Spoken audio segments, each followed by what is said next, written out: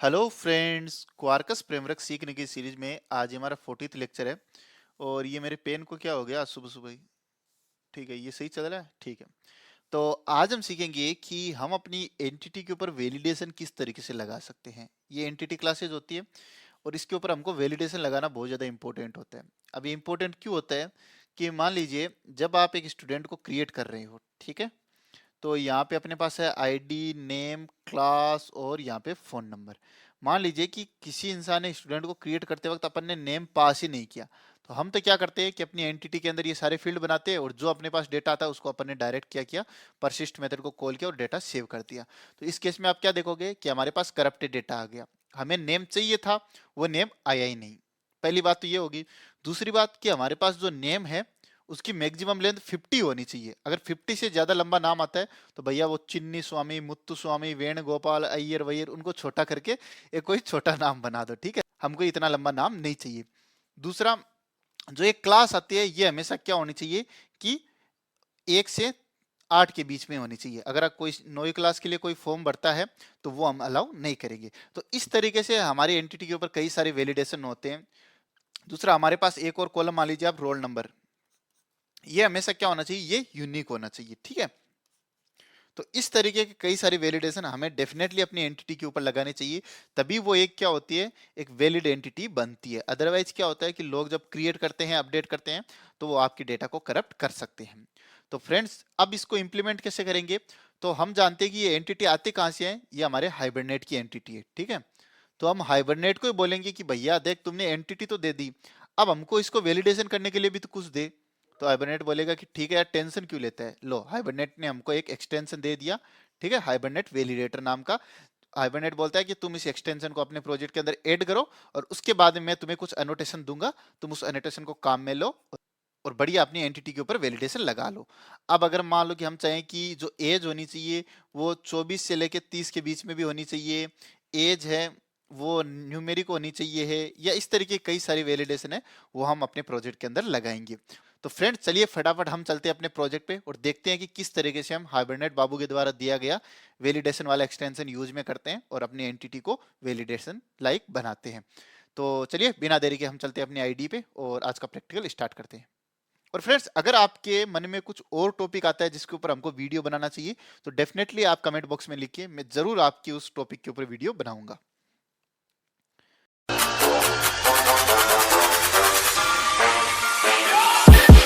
Friends, मैं अब अपनी आईडी पे आ चुका हूँ और सबसे पहले मैं आपको मेरे प्रोजेक्ट का स्ट्रक्चर दिखा देता हूँ।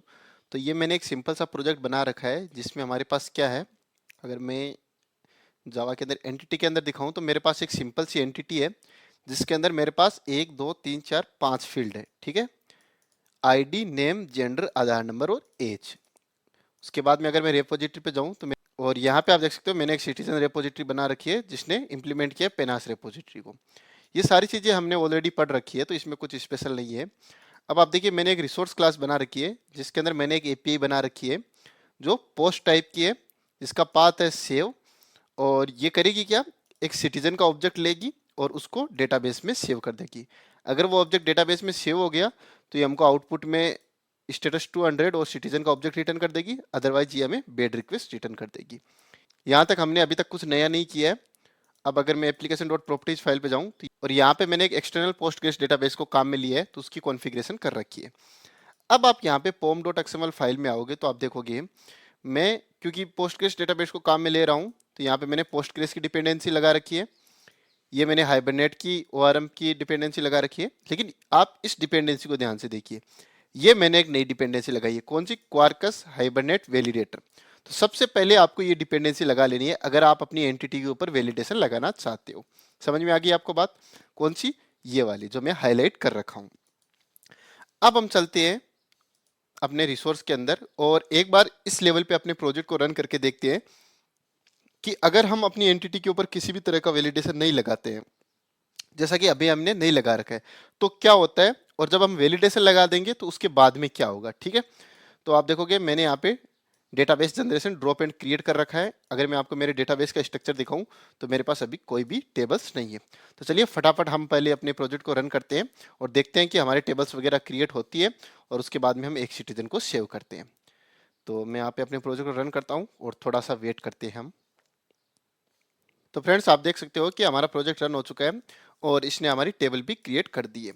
तो एक बार हम डेटाबेस में जाके इस टेबल को वेरीफाई कर लेते हैं। तो आप यहाँ पे देखिए हमारी सिटीजन नाम की टेबल बन चुकी है। अब चलिए हम चलते हैं स्वेगर यूआई पे और इसको एक्सेस करते हैं। तो हमारे पास ये एक ही एपीआई है, इस पर क्लिक करते हैं, ट्राई आउट पे क्लिक करते हैं। आईडी हमें पास करने की ज़रूरत नहीं है। नेम हम एम्प्टी पास कर देते हैं। जेंडर हम पास कर देते हैं कुछ भी। आधार नंबर हम पास कर देते हैं इस तरीके से कुछ भी, और एज पास कर देते हैं 1। जैसे हमें पास करके एग्जीक्यूट करते हैं तो आप देखिए हमारे पास कुछ इंटरनल सर्वर एरर आ चुकी है। क्यों आई है? क्योंकि हमने ट्रांजेक्शनल एनोटेशन लगाना भूल गए, और ये मैं हर बार भूलता हूँ, पता नहीं मुझे क्या प्रॉब्लम है इस एनोटेशन से। तो चलिए फटाफट इसको लगा देते हैं। कहाँ गया भाई यार? अब खुश। तो हम फटाफट इसको नन कर देते हैं क्योंकि ये दोबारा टेबल ना क्रिएट करते। ठीक है, अब चलिए इसको दोबारा से रिफ्रेश करते हैं। तो चलिए दोबारा से ट्राई आउट पे क्लिक करते हैं, इसको हटा देते हैं और यहाँ पे मैं नाम पास कर देता हूँ राहुल। जेंडर मैंने एम पास कर दिया। आधार नंबर मैंने मान लीजिए कि ये पास कर दिया, और एज मान लीजिए कि मैंने 12 पास कर दी। एक्जीक्यूट करता हूँ।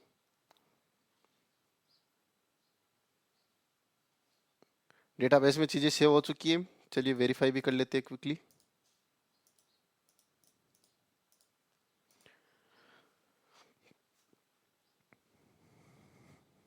तो आप देख सकते हो हमारे पास डेटा आ चुका है। अब आप ध्यान दीजिए, मैं आपको जो समझाना चाह रहा हूँ। अपन वापस चलते हैं स्वेगर यूआई पे। अब जैसे कि अभी राहुल ने क्या किया, जब जेंडर पास किया तो उसने एम पास किया। अब मान लीजिए कि किसी ने पास कर दिया मेल, ठीक है, और आधार नंबर हमको पता है 12 लेटर का होना चाहिए या 12 डिजिट का। इसने क्या किया, इतना ही पास किया। एज इसने क्या किया, 0 पास कर दी। नेम में उसने कुछ पास ही नहीं किया। इस तरीके का करप्टेड डेटा अगर हम भेजते हैं तो देखिए हमारे पास आउटपुट में क्या आता है। तो आप देखिए ये डेटा भी डेटाबेस में सेव हो चुका है। अगर मैं इसको एग्जीक्यूट करता हूँ तो आप देखिए हमारे पास डेटा करप्टेड आ चुका है। क्यों आ चुका है? क्योंकि नेम कभी भी एम्प्टी नहीं होना चाहिए। जेंडर में हम एक ही फॉर्मेट रखेंगे, या तो एम एफ वाला या मेल फीमेल वाला। एज कम से कम 1 साल तो होनी चाहिए ना, और आधार नंबर भी कम से कम 12 डिजिट का होना चाहिए। तो इस तरीके से आप देख सकते हो कि अगर हम वैलिडेशन को नहीं लगाते अपनी एंटिटी के ऊपर तो हमारे डेटाबेस के अंदर इस तरीके से करप्टेड डेटा आ जाता है। तो अब आपको पता चल गया होगा कि वैलिडेशन की क्या जरूरत होती है। अब किस तरीके से लगाएंगे वो चलिए हम सीखते हैं। तो उसके लिए सबसे पहले हमको अपनी एंटिटी पे आ जाना है। ठीक है, और इसको मैं एक बार स्टॉप कर लेता हूं। अब देखिए सबसे पहले हमने कहा कि आईडी के ऊपर हमको कोई भी वैलिडेशन लगाने की जरूरत नहीं है क्योंकि ये ऑटोमेटिकली जनरेट हो जाएगी। ठीक है, नेम के ऊपर हमने क्या कहा कि ये कभी भी एम्प्टी नहीं होना चाहिए। ठीक है, तो आप लिख दीजिए यहाँ पे नॉन ब्लैंक,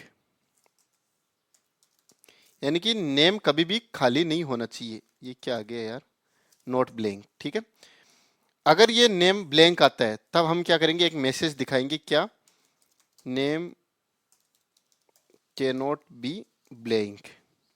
ठीक है, जो नेम आता है, ये क्या हो गया, जो नेम आता है, दूसरा नोटेशन हम लगाएंगे @लेंथ। जो मिनिमम लेंथ है इसकी वो क्या होनी चाहिए, कम से कम 10 कैरेक्टर का होना चाहिए, और मैक्सिमम लेंथ 50 से ज्यादा का नाम नहीं आना चाहिए। ठीक है, तो ये दो वैलिडेशन हमने लगा दिए नेम के ऊपर। ठीक है, अब जेंडर के ऊपर चलते हैं। अब देखिए जेंडर के लिए आपको क्या बताना है कि जेंडर की वैल्यू या तो एम होगी या एफ होगी। ठीक है, तो उसके लिए आपको यहाँ पे क्या लेना है, @पैटर्न एनोटेशन।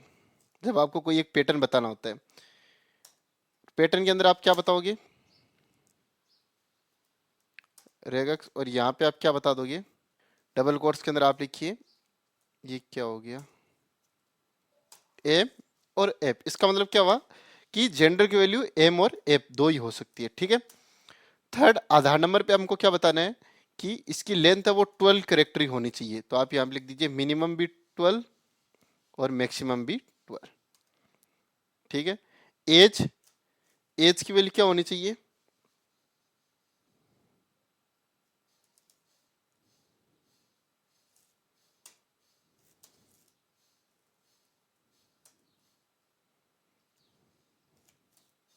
मिनिमम वैल्यू 10 और maximum value,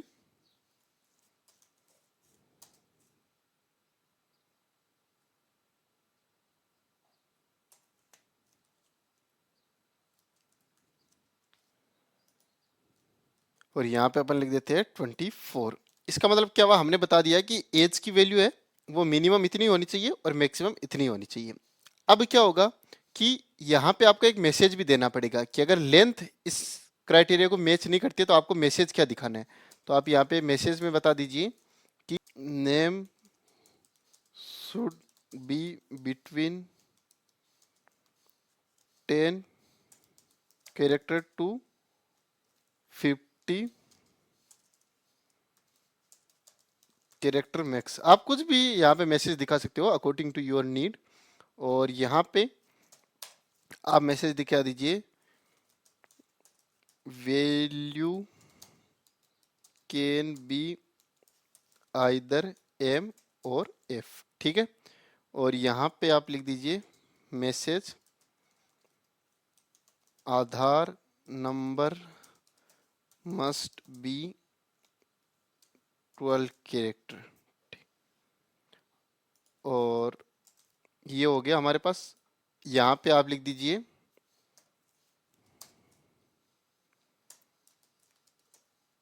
minimum age should B 10 year, ठीक है। और इसी तरीके से आप लिख दीजिए मैक्सिमम एज, अगर मैं यहाँ पे आऊँ max age should be 24 year. तो आप मैसेज में कुछ भी दिखा सकते हो, वो आपके ऊपर डिपेंड करता है। लेकिन अब हमने क्या किया, एक बेसिक वैलिडेशन लगा दिया है अपनी एंटिटी के ऊपर। अब देखते हैं कि ये वैलिडेशन काम करता है या नहीं करता है, ठीक है।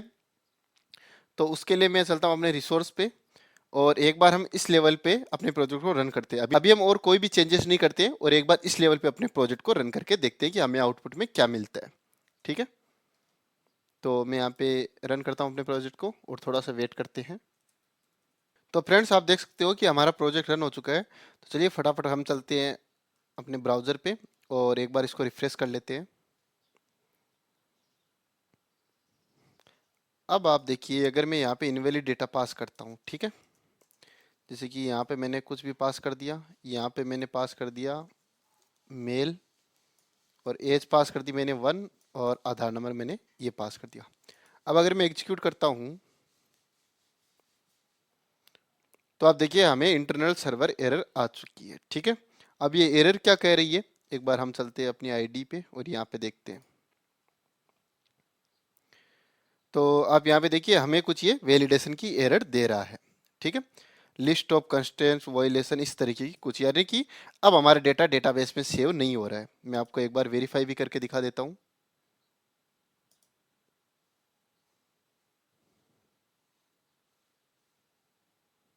तो आप देखिए हमारा डेटा डेटाबेस में सेव नहीं हुआ है।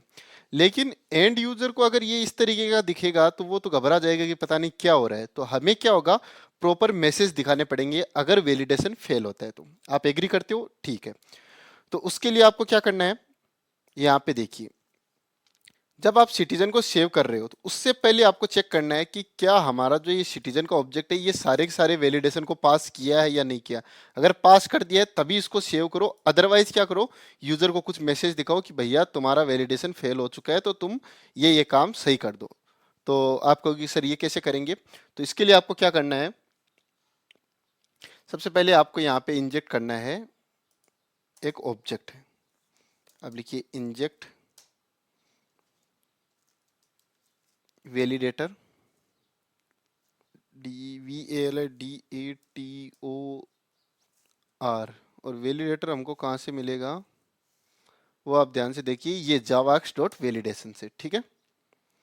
और आप यहाँ पे लिख दीजिए वैलिडेटर। अब आप यहाँ पे लिखिए validator dot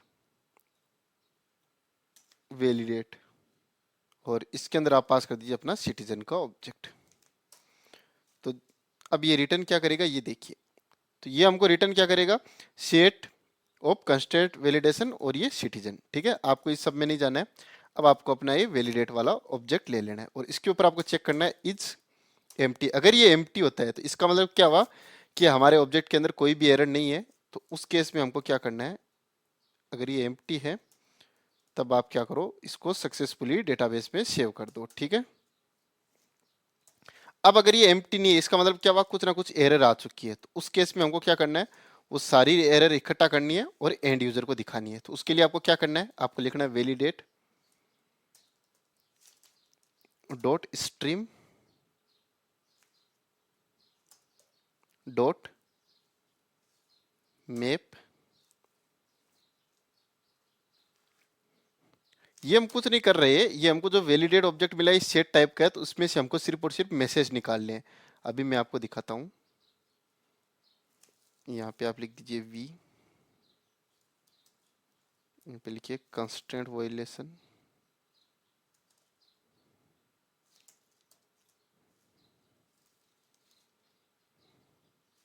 dot gate message, यहाँ पे आप लिखिए डॉट कलेक्ट, और हम इसको स्ट्रिंग की फॉर्म में कलेक्ट कर लेंगे। कैसे, आप लिखिए कलेक्टर्स और यहाँ पे लिखिए ज्वाइनिंग। फ्रेंड्स पता नहीं मेरा कंप्यूटर इतना धीरे क्यों चल रहा है, अच्छा ये प्रोजेक्ट रन हो रहा है इसलिए चल रहा है क्या। और आप यहाँ पे लिख दीजिए कोमा और स्पेस। अब क्या होगा ये देखिए, इसको आप यहाँ पे लिख दीजिए इस तरीके से, इसको कंट्रोल एल्ट वी कर दीजिए, यहाँ पे आ गया कलेक्ट और यहाँ पे आप लिख दीजिए एरर मैसेज। अब इसको आप कॉपी कीजिए और यहाँ पे आप लिखिए bed request dot entity error message dot build. अब देखिए क्या होगा कि जब हम अपने प्रोजेक्ट को रन करेंगे, रन तो ये ऑलरेडी हो रखा है, तो जब हम वैलिड डेटा पास करेंगे तब तो ये डेटाबेस में इसको सेव कर देगा, लेकिन जब हम इनवैलिड डेटा पास करेंगे तो हमको प्रॉपर एरर मैसेज दिखेंगे। तो चलिए इस चीज़ को वेरीफाई करते हैं। तो मैं सबसे पहले अपने प्रोजेक्ट को रिफ्रेश कर लेता हूँ, क्योंकि मुझे दोबारा रन करने की जरूरत नहीं है, ये ऑलरेडी रनिंग स्टेट में है। तो फ्रेंड्स हमारा प्रोजेक्ट रिफ्रेश हो चुका है, चलिए ट्राई आउट पे क्लिक करते हैं, इसको हटा देते हैं और अब मैं नेम पास कर देता हूँ राहुल, इसको एम पास करता हूँ, आधार नंबर अपन पास कर देते हैं 1 2 3 4 5 6 7 8 9 10 11 12, 12 का मैंने पास कर दिया। एज हम पास कर देते हैं 13। सेव करने की कोशिश करते हैं। ये क्या है, name should be between 10 character और मैक्सिमम 50 कैरेक्टर। अच्छा तो इसका मतलब क्या हुआ कि हमारा नेम सही नहीं है, तो आप काम कीजिए, लिखिए एस यू सुधार। ठीक है, एग्जीक्यूट करते हैं और आप देखिए हमारा डेटा सक्सेसफुली डेटाबेस में सेव हो चुका है। अब मैं यहाँ पे कुछ गड़बड़ करता हूँ, जैसे मैंने नेम कम पास किया, यहाँ पे अपन मेल पास कर देते हैं, आधार अपन छोटा पास कर देते हैं और यहाँ पे अपन पास कर देते हैं 11। तो आपको पता है मैंने चारों चारों गलत इन्फॉर्मेशन फिल किए। एग्जीक्यूट करता हूँ तो आप देखिए हमारे पास एरर मैसेज आ चुका है। ये एरर मैसेज क्या कह रहा है, देखिए अगर मैं इसको सही से करूँ, हाँ, वैल्यू कैन बी इधर एम और F, Aadhaar number must be 12 character, name should be between 10, यानी कि हमारे पास एरर आ चुकी है। अब आप इस एरर को प्रॉपर डिस्प्ले कर सकते हो फ्रंट एंड पे, और जो एंड यूजर है वो इस एरर को पढ़ के यहाँ से डेटा सही कर देगा। तो आपको ये चीज़ समझ में आ गई कि हम बेसिक वैलिडेशन किस तरीके से लगा सकते हैं। अब वैलिडेशन के लिए कौन कौन से एनोटेशन काम में आते हैं, अभी तो मैंने जैसे कि आपको एक नॉन ब्लैंक, लेंथ, पैटर्न, मिन, मैक्स इतने एनोटेशन बताइए, लेकिन इसके अलावा भी हमारे पास कई एनोटेशन और होते हैं। तो उन एनोटेशन को मैं आपको डिस्क्रिप्शन बॉक्स में दे दूंगा, डिस्क्रिप्शन के साथ, डिटेल के साथ, तो आप उसको पढ़ के और ज़्यादा इस एनोटेशन के बारे में जान सकते हो। अब एक हमारे पास आता है ग्रुप, वैलिडेशन ग्रुप, जिसमें क्या होता है कि मान लीजिए कि आपको ये एंटिटी दो जगह काम में लेनी है। अब एक जगह तो आपको जो नेम है उसकी लेंथ 10 to 50 कैरेक्टर रखनी है, लेकिन एक जगह आपको जो ये लेंथ है वो आपको 20 टू 100 कैरेक्टर अलाउ करने हैं। जैसे मान लो कि आपकी कोई एक एप्लीकेशन है जिसको एक तो सब्सक्रिप्शन लिया हुआ बंदा काम में ले रहा है और एक अनसब्सक्रिप्शन वाला बंदा काम में ले रहा है। तो जो सब्सक्रिप्शन ले रखा है उसको हम क्या करेंगे कि मैक्सिमम 2000 सॉन्ग ऐड करने की परमिशन दे रहे हैं, लेकिन जिसने सब्सक्राइब नहीं किया है, जो इसने सब्सक्रिप्शन ले लिया है, तो उसको हम क्या कर रहे हैं, मैक्सिमम 100 सॉन्ग्स ही ऐड करने को अलाउ कर रहे हैं। तो उसके लिए आप क्या कर सकते हो, वैलिडेशन ग्रुप बना सकते हो। तो ये वैलिडेशन ग्रुप बहुत ज़्यादा इंपॉर्टेंट होते हैं, लेकिन इसके ऊपर मैं वीडियो तभी बनाऊंगा जब आप मुझे कहोगे कि सर आप वीडियो बनाइए, क्योंकि मैं अननेसेसरी वीडियो बना देता हूँ, आप देखते हो नहीं, तो इससे क्या होता है, तो इससे मेरे लिए भी थोड़ा डिमोटिवेशन टाइप की चीज़ हो जाती है। तो आप डेफिनेटली कमेंट बॉक्स में लिखिए कि आपको ये वीडियो कैसा लगा और आपको वैलिडेशन ग्रुप जानना है या नहीं जानना, तो हम डेफिनेटली एक और वीडियो बनाएंगे। तो अब मैं उम्मीद करता हूं कि आपको बेसिक वैलिडेशन समझ में आया होगा। अगर आपको वैलिडेशन के बारे में और जानना है तो आप कमेंट बॉक्स में लिखिए, और बाकी मैं इसका लिंक डिस्क्रिप्शन बॉक्स में दे ही दूंगा, तो आप वहां से जाके और ज़्यादा पढ़ सकते हो। सॉरी फ्रेंड्स, मैं एक चीज़ और बताना भूल गया। तो आप यहाँ पे देखोगे कि हमने वैलिडेशन को किस तरीके से इम्प्लीमेंट किया था। सबसे पहले मैंने यहाँ पे चेक किया, और यहाँ पे मैंने चेक किया अगर वैलिडेशन के अंदर कुछ भी एरर है या नहीं है। अगर एरर है तो आप ये इस तरीके से मैंने ये कुछ काम किया था, ठीक है। आप एक तरीका और काम में ले सकते हो। अगर आप चाहते हो कि जो ये मैंने तो अभी जो वैलिडेशन के अंदर क्या दिखाया था, सिंपल और सिंपल मैसेज दिखाया था, लेकिन अगर आप वैलिडेशन की सारी इन्फॉर्मेशन चाहते हो, जैसे कि मैं इस एपीआई को एक बार कॉपी कर लेता हूँ। ये चीज़ बहुत इंपॉर्टेंट है, इसको मैंने पता नहीं कैसे मिस कर दिया। तो आप यहाँ पे सेव वैलिड एक नया एंड पॉइंट बना लीजिए, ठीक है। इसका काम भी वही है जो ऊपर वाले का काम है, लेकिन आप यहाँ पे भी एक काम कर सकते हो। यहाँ पे लिखिए वैलिड। तो जैसे ही आपने ये एनोटेशन लगाया, अब हमको ये चीज लिखने की जरूरत नहीं है, ठीक है। आप इन सारी चीज को हटा सकते हो, ठीक है। सॉरी, इतनी सारी चीज को आप हटा दीजिए। तो अब आप देखिए ये एनोटेशन ऑटोमेटिकली इसको वैलिडेट कर लेगा। अगर इसको कुछ भी गड़बड़ लगा तो ये ऑटोमेटिकली एरर थ्रो कर देगा। तो चलिए इस चीज को वेरीफाई करते हैं। ये क्या हो गया, तो मैं अपने प्रोजेक्ट को रन करता हूं और थोड़ा सा वेट करते हैं। फ्रेंड्स, आप देख सकते हो कि हमारा प्रोजेक्ट रन हो चुका है। तो चलिए फटाफट वापस चलते हैं और इसको एक बार रिफ्रेश कर लेते हैं।